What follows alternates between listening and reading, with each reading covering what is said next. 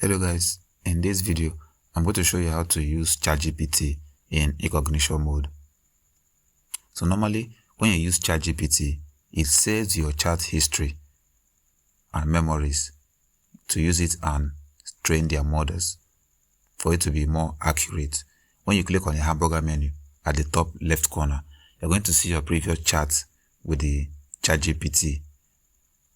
So from here you can continue with the conversation and it will remember everything.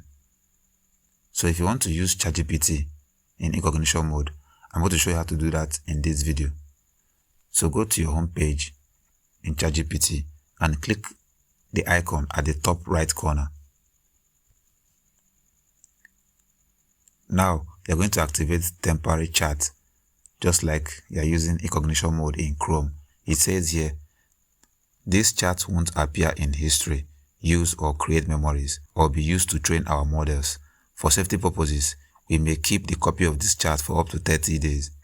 So when you use ChatGPT in this mode, it's not going to save the history. As you can see right here at the top, it says temporary chat.